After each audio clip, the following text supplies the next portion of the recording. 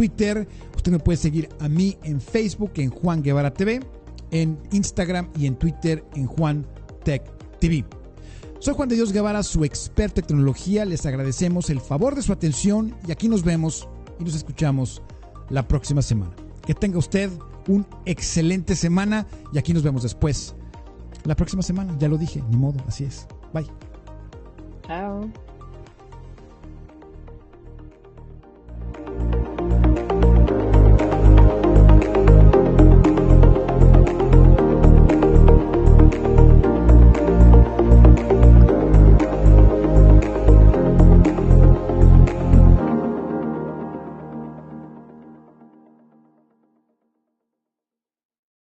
Soy Lía y de grande quiero ser astronauta.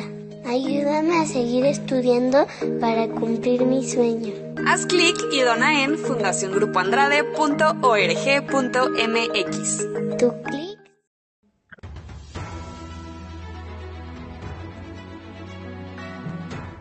Broadcasting live from Houston, from the space city to the world. You are watching Now Media Television.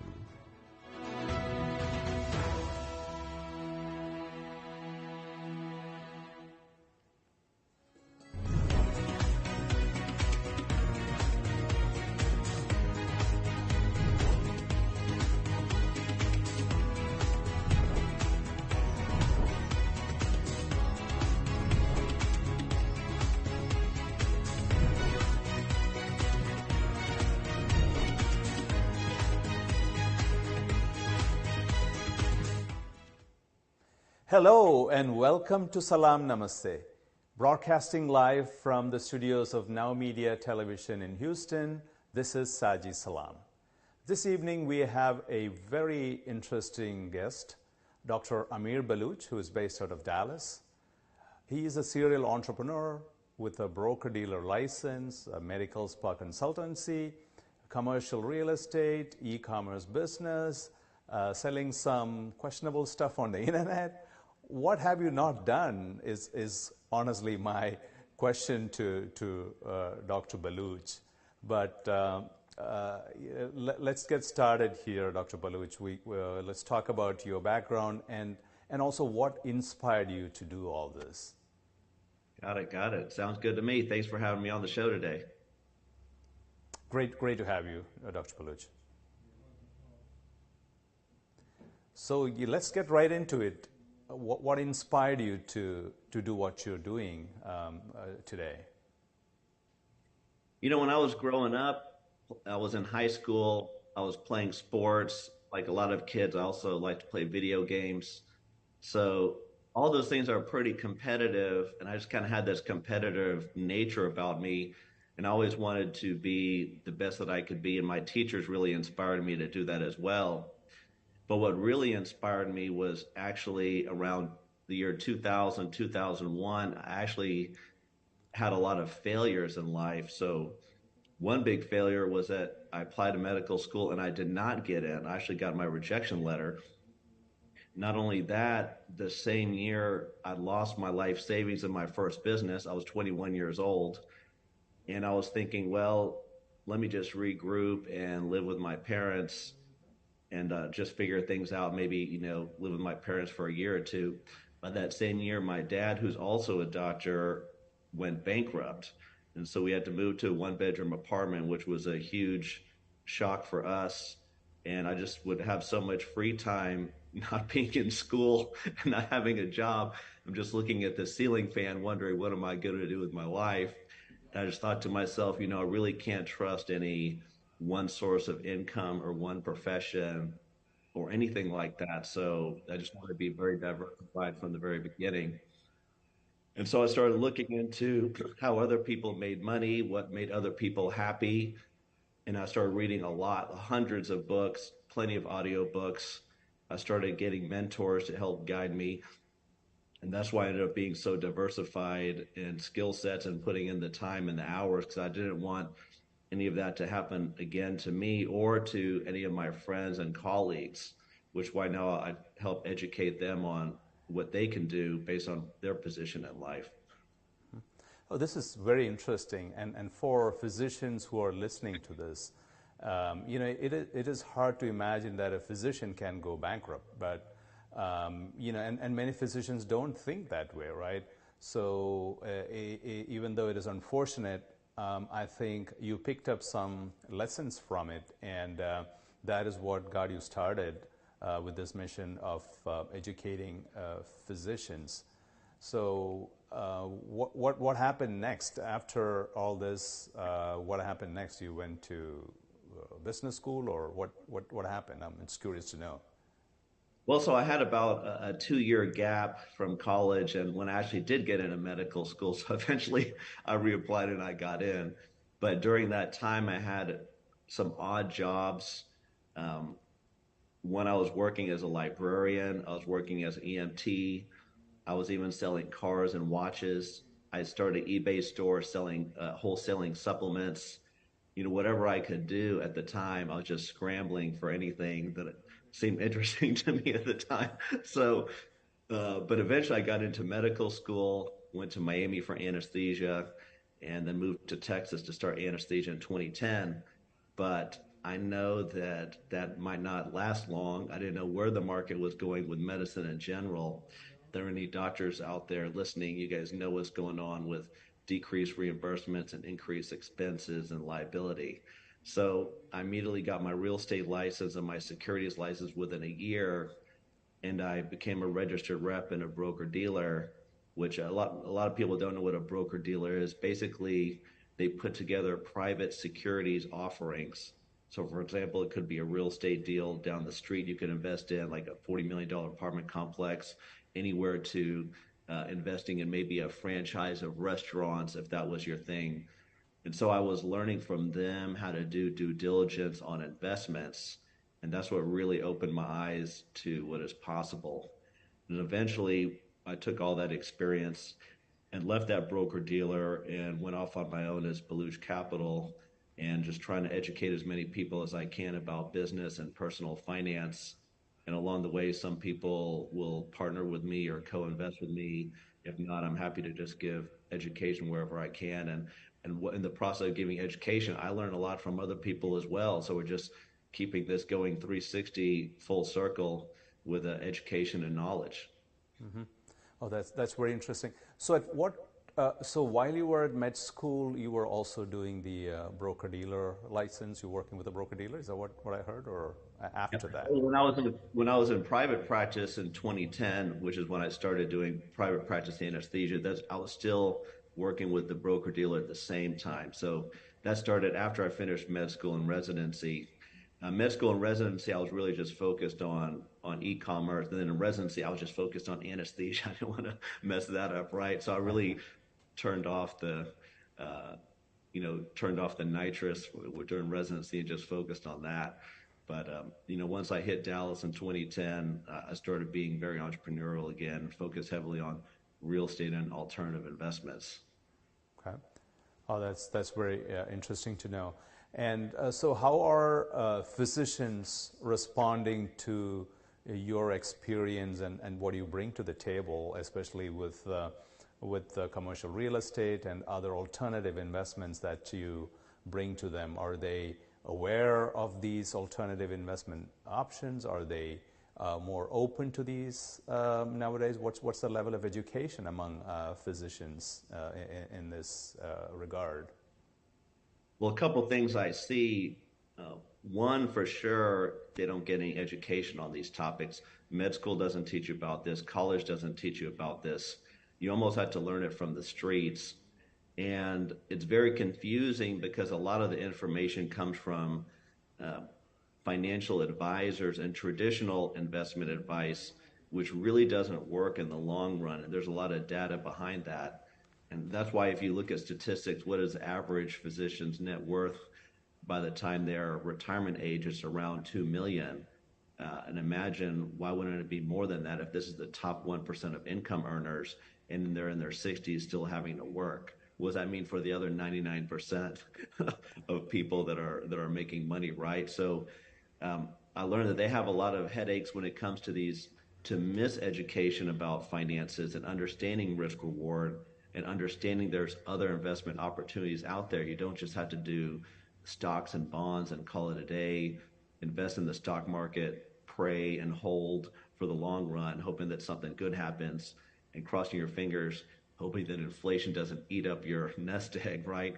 So when I talk to physicians, they're very receptive about learning. They're also a little bit confused as to what is going on. So a lot of the private security offerings in real estate are a little bit new to them, but they're all fast learners, so they learn pretty quick. And once they start learning, they really fall in love with alternative investments. And by the way, alternative investments is pretty much anything that's not standard traditional investments, basically from a financial advisor, which is the public stock market, mutual funds, bonds, annuities. Those are all considered traditional. Traditional alternatives is all the other things out there that have been shown to actually make more money with less risk, actually. So they've been very receptive. And not only that, they have the same situations that my parents had, with my dad being a doctor. They just don't want to talk about it in public. So people have problems running their own clinic. They're not, sometimes I know some doctors for the first 3 years, they're actually still living at home and they're breaking even on their new private practice clinic. They don't want to tell anybody. Sometimes they're over leveraged and like, oh, I got myself in a jam. How do I dig myself out of this? So it's pretty interesting. Once you go one-on-one with some of these doctors, it's not all, flowers and rainbows to them financially. It's very difficult and very challenging, and there's so much misconception out there. They just don't know who to trust and where to get information from. But having talks like this, and Saji, you do a good job at educating people as well. This is actually what the public needs is just more education to get rid of the misconceptions. And talking about financial advisors, I have a story to tell too. So my wife and I, we went to the financial advisor, and she looked at us and said, "Hey, you guys have to have $6 million to retire." And then my wife looked at me and said, and didn't say anything, but it was very obvious, like she was thinking, 6 million? I don't think this guy can make me 6 million. I need to find somebody else. So financial advisors are not just ruining finance, they're also ruining relationships is kind of my takeaway from that. But for me, the moment came in 2008 when I was also invested in a lot of stocks and bonds, and the market crashed, and I think it took probably 6-7 years for my portfolio to come back to where it was in 2008, and so that's when I started to think about alternative investments, and so that's what led me to the kind of investments I do these days in alternative investments. So it's good that there's more people like you as well who started to do this earlier than me, and also educating physicians along the way. So it's really good to have more people doing this because physicians need that kind of education, like you rightly said. And your experience also is not very uncommon. So I heard a lot of people questioning their financial advisors' advice. They just have such a good title, financial advisor. It's like they seem like the authority. But on the securities side, this is what I learned after getting my securities license. They're not actually fiduciaries. And what is a fiduciary? That's somebody that actually has your best interest in mind. They're technically commissioned sales rep for traditional products, which are insured by the broker house. So a lot of the advice they give is driven by their low liability products because they're insured, right? You don't see a financial advisor getting sued if the stock market drops, right? And then also what drives commissions. So they get paid off of their assets under management, their AUM. So it's not about whether they perform or not for you. It's about the AUM and how much money they can hold of yours. And so when people start understanding that, and look, it sounds like you figured this out as well, you and your wife, once you start figuring that out, you need to start looking at other alternatives for sure. Right. No, I think fiduciary is one of the most abused words in the financial industry, just thrown around, and it's got no meaning to people who finally realize that it has no meaning. But for the people who are coming in, newbies to the financial advisor sessions, they are in awe hearing those, words like those. Anyway, good that more people are realizing that. Which takes me to the next item I had on the agenda, which is your book. So could you talk a little bit about your book and what you cover in that book? Right. So the book, Make It, Keep It, New Age Wealth Strategies for Physicians. The reason I wanted to write this book is, just people are asking me for a lot of general advice, and I just keep on saying the same thing over and over again. I was thinking, let me just put it into a book and hand it out for free. So that's kind of what I did. It took me 4 years to do this, and eventually I gave it to editors, like, is this good? And they said it was terrible, and they cut it down a little bit. So now it's a pretty decent book. It's more like a primer that mainly goes through 3 phases of a physician's life. When you first get out of residency, you don't really know that much. We talk about the psychology of investing, your mindset, and how to save and make a plan. Then in the middle of your career, you're actually making investments and what are the options that you have, because some people don't even know their options. And then as you become wealthy, you eventually want to pass it on to other generations. So we talk about actually how to protect your assets and how to give to charity and how to create a legacy. So it's kind of like a primer that goes in chronological order. And it's just a primer, really. There's no secret sauce in there, but it just kind of gives the lay of the land. And then from there, people have a good foundation to learn more, actually. Mm-hmm. I think, a primer is exactly what people coming into an industry need, and they need to learn it from the right sources, because nowadays there's a lot of people out there on social media who tout themselves to be experts without really having done anything. Right. I think a book makes a lot of difference, and when a book comes from somebody who's been there, done that, there's a lot more credibility than somebody just picking up a mic and getting on social media. So that's really good to know. Where can we get that book, by the way, Dr. Baluch? Probably Amazon's the easiest way to get it. So it's pretty much always available there. And we also have a Kindle version and an audio book, depending on how you like to take in your knowledge. Okay. So basically, just to repeat that, the name of the book once again, it is Make It, Keep It, right? Right. You got it. Okay. All right. Thanks. That would be very, very good information for our viewers here. So what are some of the other areas that you are focused on from a business standpoint at this moment?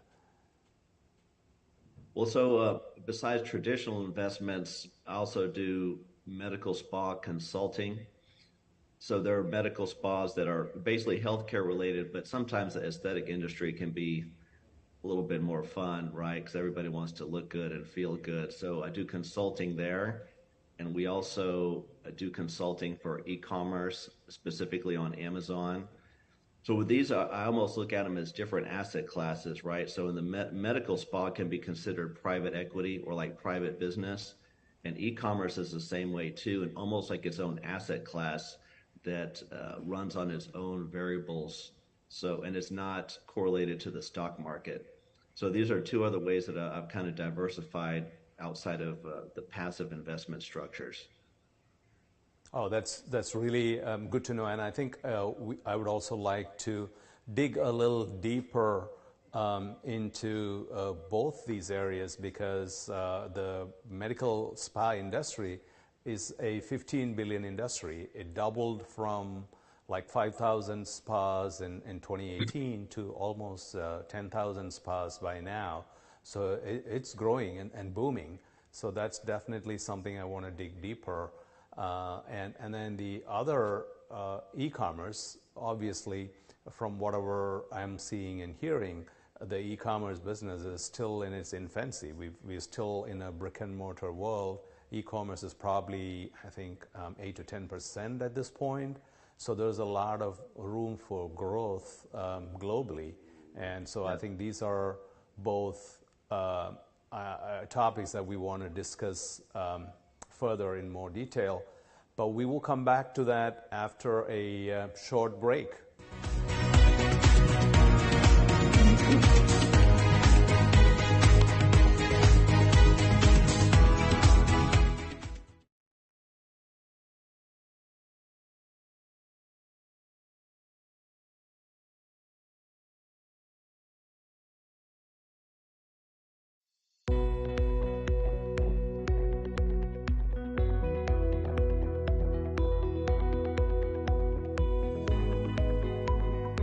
According to the FBI, a robbery occurs every 13 seconds.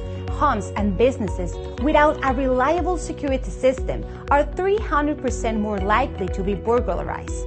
Alert 360 provides custom-tailored rock-solid security solutions to residential and commercial customers. Whether it's home security, fire and carbon monoxide detection, flood protection, connected senior care, managed video surveillance solutions, 24/7 alarm monitoring, and life safety, Alert 360 is your ideal solution. In addition, Alert 360 has smart home and business integrations like access control and video shield for a complete peace of mind, protecting what matters the most and reducing energy costs with our top-of-the-line automatic scheduling functions. Alert 360 offers security services discounts to military personnel, veterans, first responders, educators, and hospital personnel. Don't be a victim. Take a strong step today. Call Rosana Torres at 832-863-8574 for your free consultation. Hey, are you a small business owner that's struggling to double or triple your revenue and profits? My name is Michael Rager. I'm your business guide with Teach Your Business to Fish. Our success operating system will help you double or triple your profits every 2 to 3 years while actually maintaining some semblance of a home life. Call us at 713-201-5559 and we'll help you become a real success.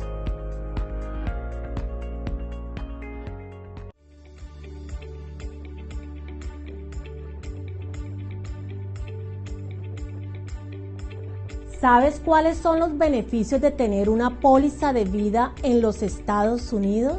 ¿Sabías que la póliza más solicitada es aquella que te da dinero en vida en caso de una enfermedad terminal, crónica, crítica o Alzheimer? ¿Está tu familia preparada para prescindir de tu apoyo y los ingresos económicos que aportas? Si estás pensando en adquirir una póliza de vida, estoy segura que te gustaría conocer todos los beneficios que esto conlleva. Un seguro de vida es esencial para garantizar el futuro financiero tuyo y de tus seres queridos.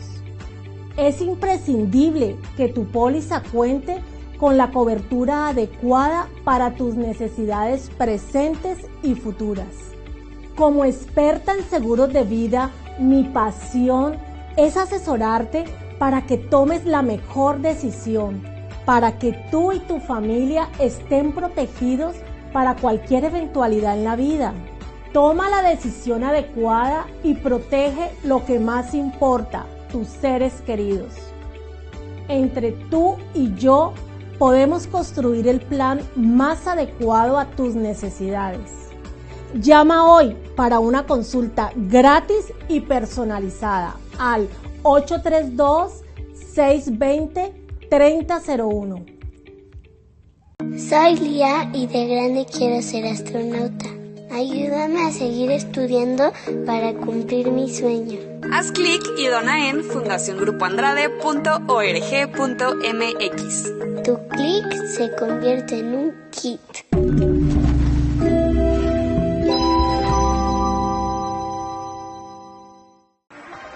Así debe de ser, siempre sencillo, las cuestiones de economía, finanzas y negocios explicados con peras y manzanas en torno al dinero, lunes a viernes, 10 de la mañana. Now Media, ahí nos vemos. ¿Quieres tener el mejor recuerdo de bodas, original, exclusivo y fuera de lo común? Entra a www.larevistadetuboda.mx o visítanos en nuestra página de Instagram o Facebook. Descubre todo lo que puede quedar plasmado en el recuerdo que siempre soñaste. Reportajes, entrevistas, un diseño personalizado, sesiones fotográficas y mucho más. Solo en la revista de tu boda.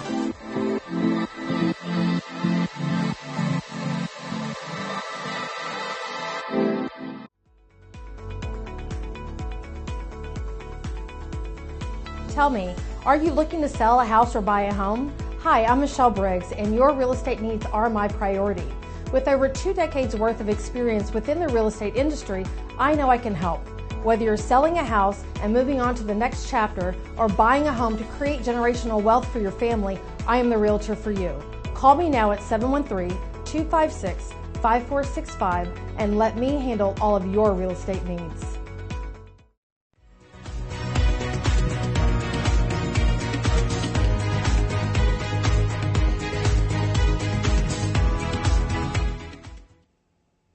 Welcome back. We are with Dr. Amir Baluch, a Dallas-based physician who has his finger in every pie, I would say. And we talked a lot about the kind of areas that Dr. Baluch is invested in, the education, his book, and I wanted to do a little more of a deeper dive into 2 areas that he talked about, which was the medical spa business and e-commerce. So let's get into it. I would go with the question as to, as a very basic question, as what services are typically provided at the medical spa? That's a good question. So what actually makes a service medical in nature? You know, a lot of people know that if you go to a spa and maybe get a massage or you get a facial, waxing. So those things are not medical, but when we start using prescription-based medicines, such as Botox or hyaluronic acid fillers, or if you're doing hormone replacements or chemical peels, for example, that have, they're actually stronger and they go deeper than the epidermis, which is anything on the skin that goes below 0.25 millimeters is considered medical and needs medical supervision. So for example, a B12 shot, you're definitely going to put that in the muscle, not on the skin. So that's a medical procedure. So medical spas started growing because people want to look good and feel good with these medical procedures. So anytime there's something that goes deeper than the epidermis or something that's prescriptive in nature, that's going to be what makes a spa a medical spa. So that is really interesting to know that there is some guidelines around this to say that, hey, this many centimeters or inches into the skin, you are in the medical spa world. So my other question then is, we call this a medical spa, but who provides those services? Are they clinicians, trained estheticians? What kind of workforce do you see administering these services? Well, that's a good question. It actually varies by state. So I'll talk about how Texas operates. So one, in any medical spa, there has to be medical supervision, and the physician needs to understand how to deal with complications of every procedure that is delegated to other employees. It could be a nurse practitioner, PA, esthetician, medical assistant. So that physician needs to be trained, hands-on training in those services. So for example, if I'm medical director for a medical spa and they're doing Botox, I can create policies and procedures and create what we call standing delegation orders, certain orders for a nurse injector or a mid-level to actually inject the Botox, where to inject, when not to inject, how much to inject, what to do, who to call when there's a problem, which is basically me. They call me all the time. And so we had to create these rules to allow other people that are not physicians or not mid-levels to do some of these procedures. For example, a chemical peel can be done by esthetician, but if it's medical grade, there can be complications because it's a stronger procedure and it needs that medical touch to it to kind of control the protocols and make sure that we're giving it to the right people. So in general, in Texas, almost anybody can be trained in these medical procedures, but in general, it's going to be nurses, mid-levels, which are NPs and PAs, and physicians that are involved. Mm-hmm. Oh, that's interesting to know. So you spoke about Texas and the regulatory side of medical spa business in Texas. So does that mean that the regulatory elements are different in a different state, and so there's more variations in this regulatory aspect as you move across the country? Yes. So like, for example, I believe in Florida and New York, you can't have nurses injecting any medicines. You have to be a mid-level or higher. And same with certain laser procedures. So if you're going to do laser resurfacing or laser veins, you're probably going to have at least a mid-level or higher. So everything is so state-specific. And then there's some nuances to the rules, like does the physician have to be certain miles away from the location? How many times does the physician have to visit the location? The requirements for training, is telemedicine okay? So all the rules are going to change a little bit. In general, they're the same, and they all promote patient safety with those rules and regulations, but the little nuances change from state to state. So depending on which state you're in, you're going to want to become familiar with those. Mm-hmm. And from a business standpoint, who owns the medical spas? Do the owners have to be physicians, or are they non-physicians who own the medical spas? So this is a really good question, and depending on which attorney you ask, you're going to get a different question or a different answer. And disclaimer, I'm not an attorney, but in general, what we want to prevent is what's called the corporate practice of medicine. So when anybody's practicing medicine, it's almost like fiduciaries when it comes to investments. You have to have the client's best interest in mind. So when it comes to medical spas, you have to have the patient's best interest in mind. You can't do a medical service that's not adequate treatment for them, or that they don't need, or they don't meet the requirements for it, right? So in order to prevent the corporate practice of medicine, in Texas, we have the standing delegation orders, the protocols, and medical supervision.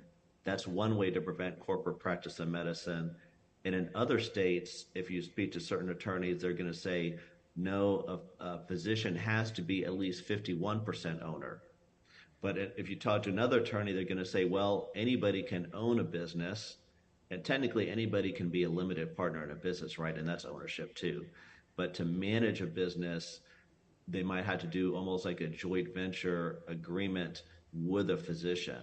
And it's very state specific. And even within the state, you're going to have attorneys disagree on what needs to be done. So this is a really good question. It's always being debated by different attorneys how to structure it. But I'm going to say most people are leaning toward doing a joint venture with a physician owning 51% or more, and maybe the non-medical owner having a management company, and that management company day-to-day with HR, advertising, marketing, and the day-to-day operations inside the medical spa or clinic.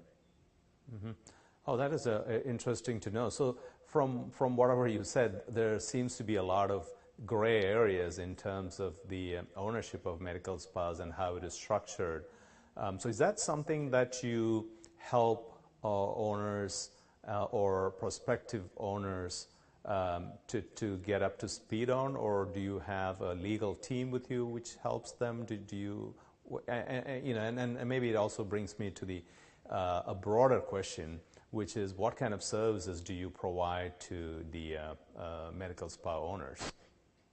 Right. So the first part, I always let people know, look, I'm not an attorney. I don't make the rules. I didn't go to school to understand the rules, but I have spoken to a lot of attorneys, and I just give a summary of what I've learned, which is pretty similar to what I was just mentioning before. But whoever that med spa owner is, they need to have their own attorney and look at what laws are specific for where they live and make a game plan with their attorney. So that's what I would recommend the medical spas to do there. As far as what services I do in Texas, a few things that I do besides having my own protocols and my own standing delegation orders. So I used to own my own medical spa from 2013 to 2017. So I was hands-on with pretty much anything you could think of: Botox fillers, hormone replacement, medical weight loss. So I know how to handle everything. We grew to 8,000 patients before I sold it. But because I'm so hands-on, I created my own protocols, which I think are pretty safe and have patient safety in mind.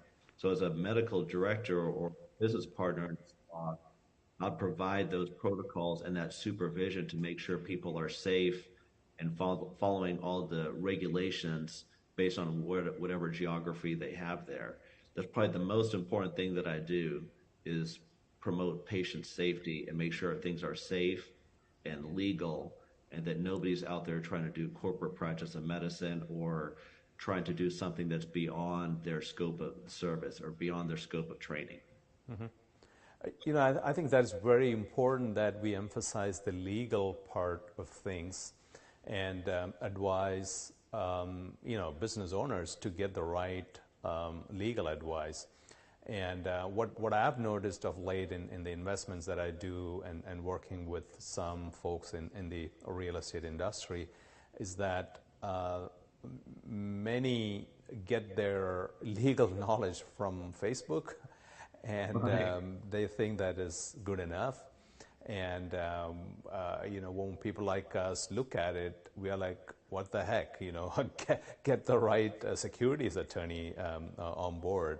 And so I think that is something that it's something that folks like us who've been in these industries for a while need to emphasize to business owners. And I'm glad to hear that you are emphasizing that point, because this could get people into a lot of trouble if they don't know their legal and regulatory aspects of the business. So it's great that you're providing that service. And I almost think of it as an investment. It's an investment in your own protection and the safety of patients and the safety of your business.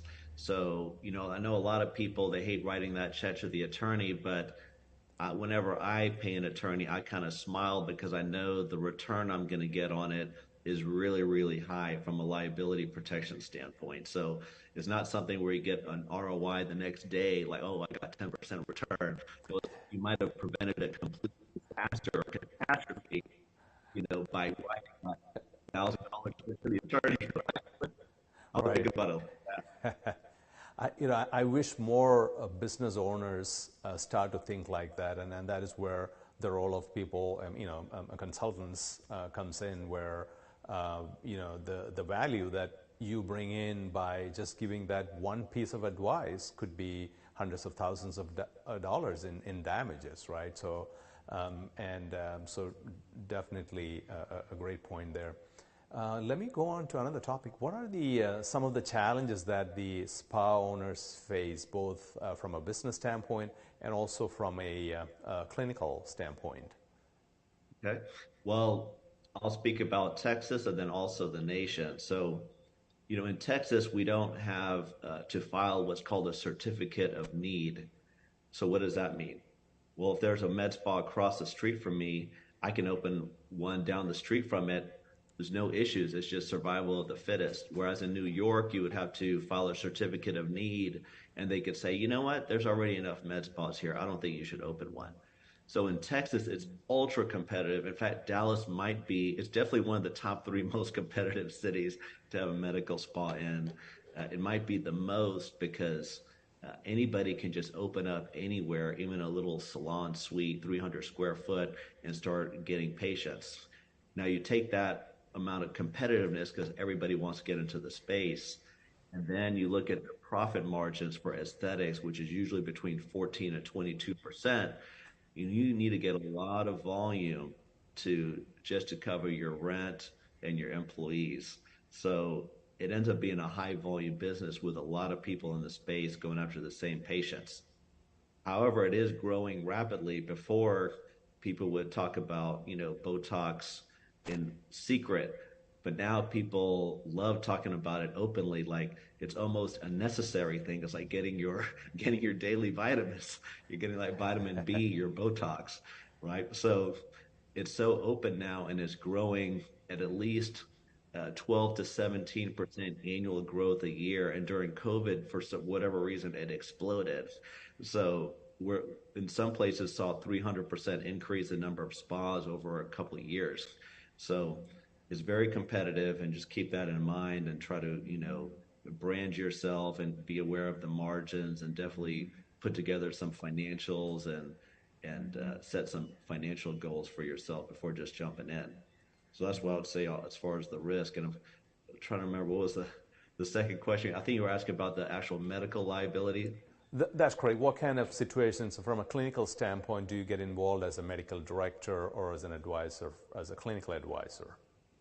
Okay, yeah. So any medical procedure has risks and benefits. Pretty much everybody knows the benefits, right? If you're going to do laser hair, you reduce the strength of the hair. If you do a chemical peel, hey, maybe you're getting a little bit smoother skin. But there's also complications, and that's where I come in to help manage that. But more importantly, how to prevent those things. So, for example, if you put too much Botox in the forehead, you might get a drooped eyebrow. If you put hyaluronic acid filler in the face and it actually accidentally goes into a blood vessel, you might not be getting adequate blood flow to your face, which is a medical emergency. And some people can have allergic reactions. Some people can have nodules form. With lasers, almost any laser can cause a burn if you don't have the right settings and you don't choose the right patients. So with my protocols, we screen out people that are high risk, and we definitely inform patients of the risk. And I verify people's training to make sure they're trained on how to do these procedures adequately. And so that's really the key to being safe, because there are issues with any medical treatments. Anytime you touch the skin, there's a chance of pain, bleeding, and infection already, right? But we sometimes forget about these things.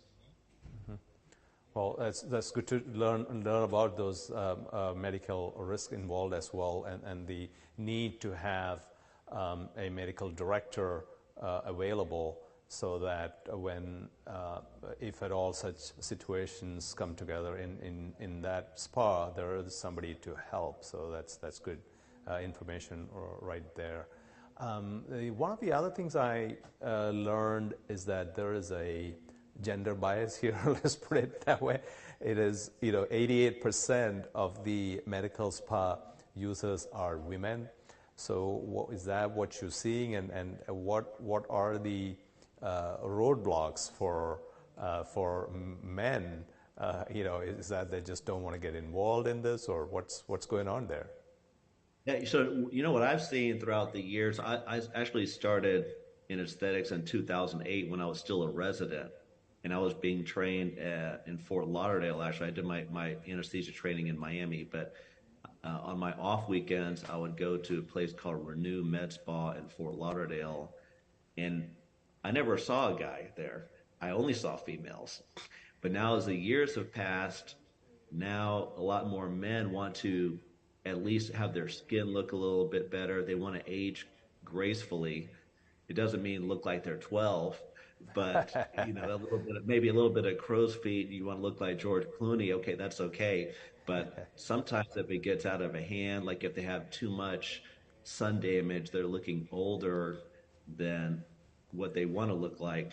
Or, for example, when people have the brown lines in here, they're looking angry and upset all the time, but they don't want that to be a part of their personality. So now they're coming in and getting what we call Brotox, So, when bros are coming in, your bros are going into the med spa to get their Brotox so they could just look a little bit more refreshed. This is like a pretty fast growing segment. So it used to be less than 1%. I'll say probably somewhere between 3 and 6% of the spa, at least from what I'm seeing, and it's probably growing even more than that. I don't know the updated data, but now what guys also like to do now, because what goes along with looking good is also feeling good. And I'm sure everybody has seen one of those low T clinics on the block, right? So now what comes along with feeling good with hormone replacement was another thing that I covered.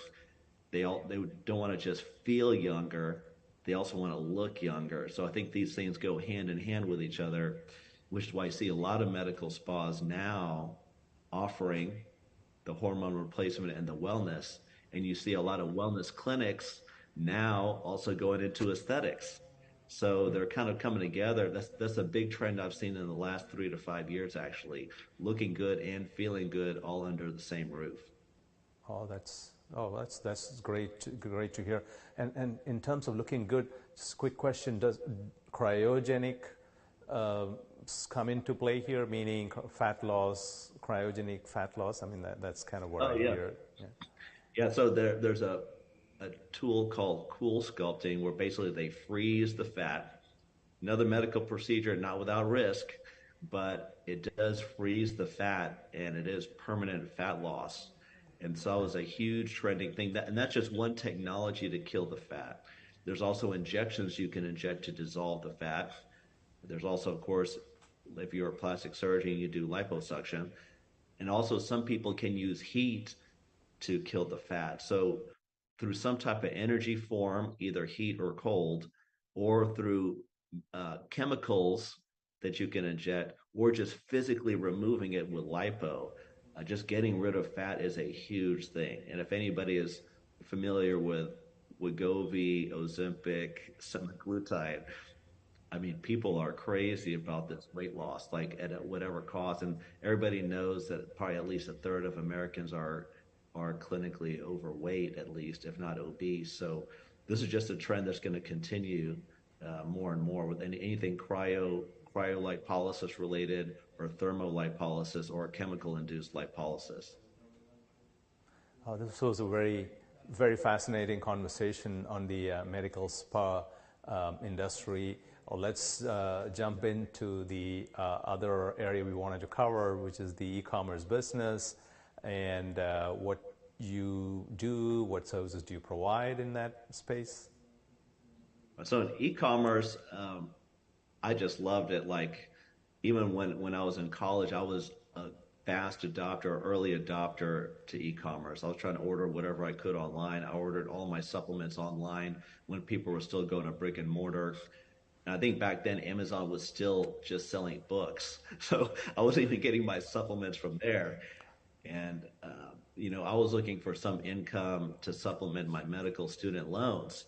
So I would buy wholesale supplements from, I think the website was called ProSource Online. There's only like 2 places on the whole internet where you could buy wholesale supplements. So I just buy it wholesale and list it on eBay. And I didn't have that much competition. And I think my profit margin was like 50%. And so as I got older, I realized, I started to appreciate 50% profit margin more and more, as I learned more about business. Not all businesses have 50% profit margin. So that's why I kind of jumped back into it maybe 5 years ago as Amazon was taking off, and people were asking me about how to get into e-commerce. I knew the e-commerce background. Now it's definitely more competitive now, but it's growing really fast. And there's some statistic out there that COVID actually increased the rate of adoption of e-commerce by 800%. So where we should have been in the year 2030, we got there like in the year 2022. So we're like so many years, almost a decade ahead of where we should have been based on the growth curve of Amazon and other online platforms, Walmart.com and everything like that. Amazon's about 60% of the e-commerce world, by the way. It's the hugest market share. And that's why I focus on e-commerce.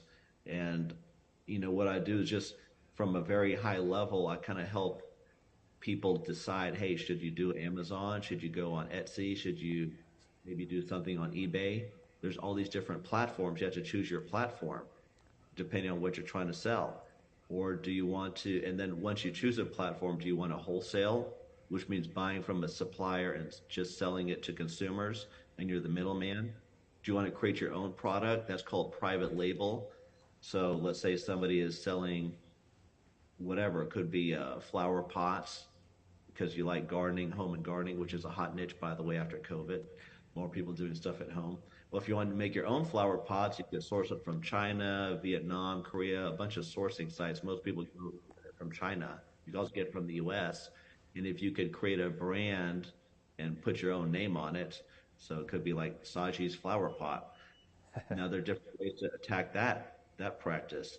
Or do you want to do like an arbitrage model where you're getting products from all sources and being almost like a vulture, wherever there's a hot sale, you want to grab it and then resell it as a wholesaler on a platform. There's all these different ways to get into e-commerce. I just kind of guide people on, once they have kind of what their goals are, just kind of point them in one direction or another. We also have an e-commerce fund under Beluge Capital, currently paying 18% preferred returns. But basically, they could fund other stores' products, and because the profit margins are so high for some people, like more north of 20%, those people are usually happy paying higher interest rates if you help them buy some inventory, because they're handling all the logistics. And there's a lot of logistics. You need like an army of people really to do it. Don't listen to whatever somebody on YouTube says, oh, you could do it by yourself at home. You need like a team of people to make it worth your while. So, but to fund it, I think there's going to be a new asset class, you know, because as you already know, Saji, people lend to real estate projects, and they get a good attractive return, you know, oftentimes double digits. Well, eventually e-commerce is going to be like that. And it's just now starting. I know of maybe 16 companies that are doing it now, with one of my companies being one of them, but there's going to be hundreds of options for Amazon sellers to borrow from in some type of a partnership situation. So if people can involve that there too. Very good. Well, very good. I mean, this is a fascination conversation. So many takeaways for our viewers. So, Dr. Amir Beluge, thanks for your time. It was a real pleasure having you on the show. And we'll talk again soon. Thank you. Sounds good.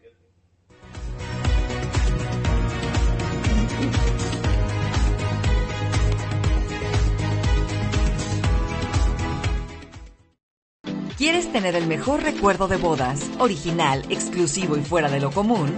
Entra a www.larevistadetuboda.mx o visítanos en nuestra página de Instagram o Facebook. Descubre todo lo que puede quedar plasmado en el recuerdo que siempre soñaste. Reportajes, entrevistas, un diseño personalizado, sesiones fotográficas y mucho más. Solo en la revista de tu boda.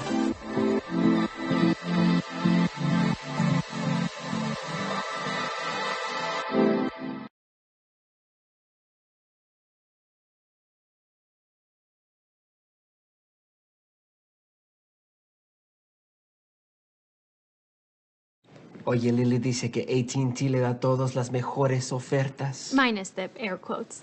Las mejores ofertas. No need to wink. Others say they give everyone a deal, but not everyone gets the best deal. Te lo dije, aquí las mejores ofertas son para todos con una variedad de planes. You were right. Is she always right? Always. En AT&T les damos a todos nuestras mejores ofertas en cada smartphone.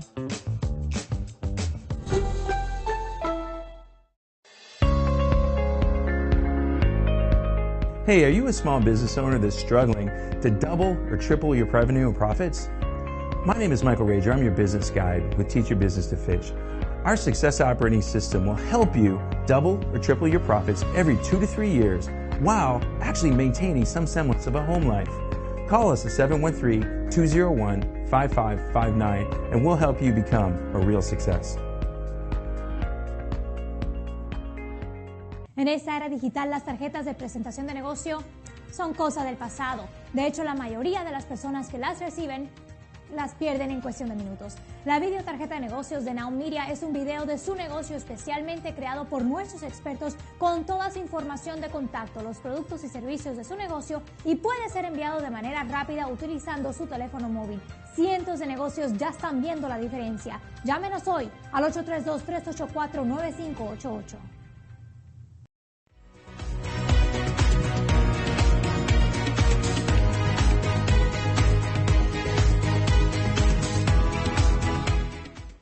Hey, welcome back, and thanks for staying for this segment, which is a Bollywood segment brought to you by our affiliate in Bollywood.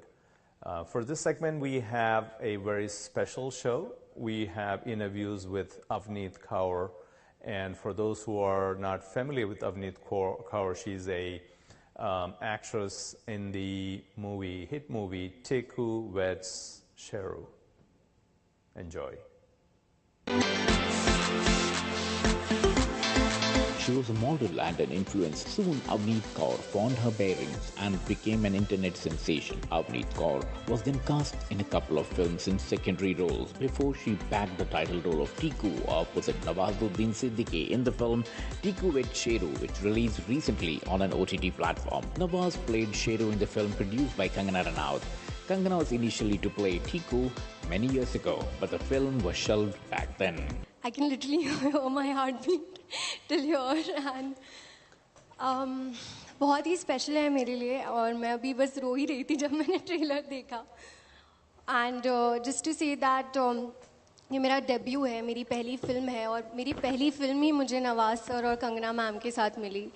ये बहुत ही बड़ी चीज़ थी मेरे लिए. So when I got to know about this project and when ma'am chose me as her Tiku, that was so special for me, and I just wanted to prove that, you know, I can do justice to this character because I know that Tiku is so close to her heart. This film, this script, this story is so close to her heart, जैसे ma'am ने बोला. तो I just wanted to do justice, and Nawaz sir के साथ मतलब उनके साथ screen share करना बहुत ही ज़्यादा नर्वस थी मैं जब पहली बार हम लोगों ने सीन दिया और I think वो वाली नर्वसनेस आज भी मुझे फील हो रही है. Avneet is on cloud 9 because she feels blessed to have been given a chance like this to star in a film by Kangana Ranaut, which stars Nawazuddin Siddiqui as her co-star. It is but natural that the young actress got very emotional talking about the film. Thank you बोलना चाहूँगी Kangana ma'am को and Nawaz sir को कि they chose me and ma'am ने मुझे opportunity दी क्योंकि बहुत ही मुश्किल होता है. I have really done a lot of hard work, but she treated me like her own, and that was very special to me. I was very nervous, and she was there in each and every scene. I remember हमने एक scene साथ में बैठ के, rehearse किया है मैंने ma'am के साथ. Thank you for watching. I hope you enjoyed this show. We'll be back same time next week. See you then.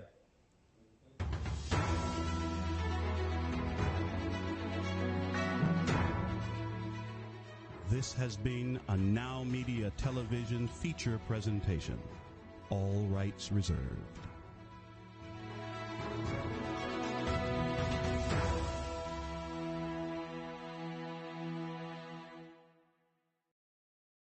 Hey, Lily says AT&T is giving everyone their best deals. Minus the air quotes. Best deals. No need to wink. Others say they give everyone a deal, but not everyone gets the best deal. Told you, the best deals are for everyone here, with a choice of plans. You were right. Is she always right? Always. At AT&T, we give everyone our best deals on every smartphone.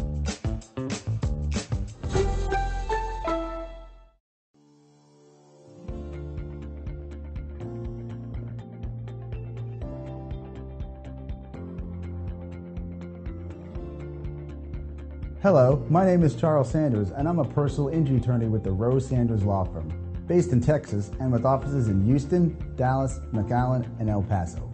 We assist individuals throughout the entire state who have suffered harm due to the negligence of another person. With my experience as an insurance adjuster, I understand and I know exactly how to counter the strategies employed by insurance companies, and I'm bringing this knowledge to you. We handle a wide variety of situations ranging from car accidents to defamation and unsafe property conditions. We are here to provide support and legal representation at no cost to you. Call us today at 713-221-3773.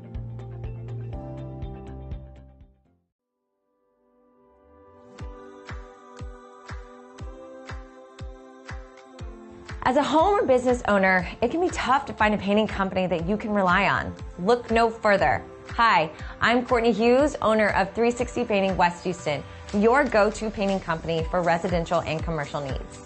360 Painting's mission is simple. We want to provide you with the highest quality finish and the best painting experience possible. Our company's residential and commercial painting services are founded on 3 core values. First, quality. We ensure the use of premium paints, high quality finishes, and proven painting methods. Second, professionalism.